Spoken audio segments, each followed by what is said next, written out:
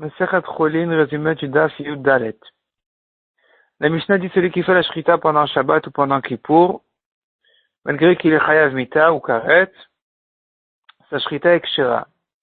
Vient Rav et dit que malgré que sa shrita est kshera, on n'a pas le droit de manger de cette viande-là jusqu'à la sortie du Shabbat ou de Kippour. Et la Gemara dit que cette halakha de Rav, elle va selon Rabbi Yehuda. La Gemara elle cherche à savoir qui est ce Rabbi Yehuda qui dirait qu'il faut interdire la viande jusqu'à Motzei Shabbat. Première proposition du Gemara, c'est Rabbi Yehuda qui dit qu'une bête qui est morte pendant Shabbat, on ne peut pas la donner au chien, parce qu'elle n'était pas prête à ça depuis l'entrée du Shabbat. Comprend la Gemara que de même ici, cette bête-là de son vivant n'était pas destinée à ça, à ce qu'on lui fasse la shrita pendant Shabbat, et donc elle doit être interdite jusqu'à la sortie du Shabbat. Mais la Gemara repousse en disant, une bête de son vivant, elle est destinée aux hommes, et quand elle meurt, elle est destinée dorénavant aux chiens. Donc si elle est morte pendant Shabbat, il y a eu un changement, ça s'appelle nolad, et donc il y a une nouvelle situation qui est née, et donc c'est pour ça que Rabbi Yehuda interdit, tandis que une bête de son vivant, elle était destinée aux hommes. Et une fois qu'il a fait la shrita pendant Shabbat, il n'y a pas eu de changement, elle reste destinée aux hommes. Donc pourquoi l'interdire jusqu'à Motzei Shabbat? Et si tu veux dire que de son vivant, elle n'était pas destinée que aux hommes, elle était destinée soit aux hommes, soit à ses petits, et donc ce n'est qu'en faisant la shrita qu'il se révèle que elle était depuis le début destinée aux hommes. La Gemara dit que si c'est comme ça, on devrait se baser sur une svara de Brera. Or, Rabbi Yehuda ne tient pas de cette svara-là de Brera de dire, il se révèle rétroactivement que c'était à ça qu'elle était destinée. Et la Gemara ramène la preuve dont on sait que Rabbi Yehuda ne pense pas de cette svara-là de Brera, parce que, d'abord, la Gemara ramène une première preuve qui est repoussée, et une deuxième preuve, c'est du fait que Rabbi Yehuda interdit de poser un rouv troumine, un rouv à la fin, donc un pain, par exemple, ou un plat, dans les 2000 amotes, à l'extérieur de la ville, pour pouvoir marcher au-delà encore de 1000 amotes. Et si cet homme-là ne sait pas avant Shabbat, si il va se décider d'aller à l'est ou à l'ouest, et qu'il veut poser donc un rouv à l'est et un deuxième à l'ouest, et il se dit demain je vais décider, et il se révélera rétroactivement où depuis le début devait se réaliser mon rouv, si c'est à l'est ou à l'ouest, Rabbi Yehuda interdit de faire ça. Donc on voit que Rabbi Yehuda ne tient pas de Brera. Si Rabbi Yehuda ne tient pas cette svara-là de Brera, qui dit qu'il se révèle rétroactivement que c'était à ça que c'était ça ce qui devait se passer, donc s'il ne tient pas de cette svara-là, on ne peut pas comprendre pour quelle raison on a le droit de faire la shrita d'une bête pendant Yom Tov, si ce n'est qu'elle n'est destinée qu'à un homme, qu'aux hommes, depuis l'entrée du Yom Tov.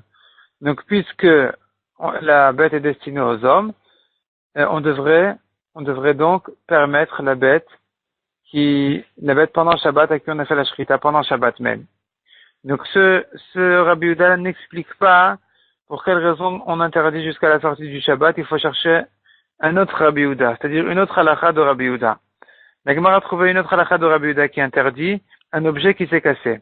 Un objet qui s'est cassé, s'il ne peut plus servir à son premier service, eh bien, ou au moins à un petit peu de son premier service, à quelque chose qui ressemble à ça, eh bien, il est interdit jusqu'à la sortie du Shabbat. De même ici, la bête doit être interdite si on lui a fait la shrita pendant Shabbat, mais la Gemara dit les cas ne se ressemblent pas. Parce qu'un objet qui s'est cassé, à l'entrée du Shabbat, c'était un objet, et une fois qu'il s'est cassé, c'est devenu des morceaux, c'est nolad, il y a une nouvelle situation qui est née. Là, Rabbi Yehuda interdit. Tandis qu'une bête de son vivant, c'est de la viande. On lui a fait la shrita, c'est de la viande, c'est un morceau de viande qui s'est séparé d'un gros morceau de viande. Et Rabbi Yehuda pense qu'un morceau de nourriture qui est sorti d'un plus grand morceau de nourriture est permis. La preuve, c'est que Rabbi Yehuda dit que si j'ai des fruits qui étaient destinés à être mangés et pas à les presser, et qu'il y a du jus qui est sorti de ces fruits-là, eh bien ces fruits-là ce jus-là qui est sorti pendant Shabbat, il est permis. Donc on dit que c'est pas nolad, c'est pas une nouvelle chose qui est née pendant Shabbat et qu'on devrait l'interdire parce que ce n'était pas destiné à ça depuis l'entrée du Shabbat, mais au contraire, on dit ce fruit-là il était du fruit avec du jus, et le jus est sorti. C'est comme si le fruit s'est coupé en deux, et qu'on doit permettre les deux parties du fruit. Donc, on voit que Rabbi Yehuda pense que de la nourriture qui s'est séparée, un morceau de nourriture qui s'est séparé d'un plus gros morceau, eh bien, il est permis. Donc ici aussi, on devrait permettre la viande de la bête à qui on a fait la shrita pendant Shabbat. Donc la Gemara, elle dit qu'il y a quand même un avis qui pourrait expliquer pour quelle raison, selon Rabbi Yehuda, on devrait l'interdire. C'est celui qui dit que Rabbi Yehuda est d'accord que les olives et les raisins, même s'ils sont destinés à être mangés et pas être pressés, le jus qui en sort pendant Shabbat, il est interdit de peur qu'il en arrive à les presser pendant Shabbat. Donc ici aussi, si tu vas permettre la viande, je crains qu'il va faire la shrita pendant Shabbat. Mais la Gemara repousse que qui est celui qui a dit que jusqu'à la sortie du Shabbat, c'est interdit de se servir de cette viande-là, donc de cette bête-là qui a fait la shrita, dont on a fait la shrita pendant Shabbat, c'est Rav. Or, Rav lui-même pense que Rabbi Yehuda ne fait pas la différence entre les olives raisins et les autres fruits.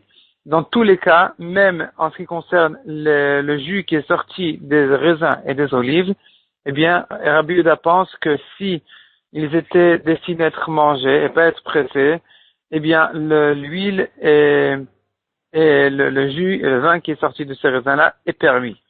Donc, on voit que Rabbi Yehuda ne craint pas ça, ne craint pas que si tu permets le jus, il risque de le presser pendant Shabbat. Et donc, ici aussi, Rabbi Yehuda ne devrait pas interdire la viande en craignant qu'il risque de lui faire la shrita pendant Shabbat. Donc, on n'a toujours pas trouvé pour quelle raison Rabbi Yehuda, sur quelle halakha de Rabbi Yehuda se baser pour expliquer pour quelle raison on devrait interdire la viande jusqu'à la sortie du Shabbat. Et la Gemara continue à le chercher dans le chasse, elle continue sa recherche dans le chasse. Ou est-ce qu'on trouvera une halakha de Rabbi Yehuda qui va expliquer pour quelle raison interdire la bête jusqu'à la sortie du Shabbat?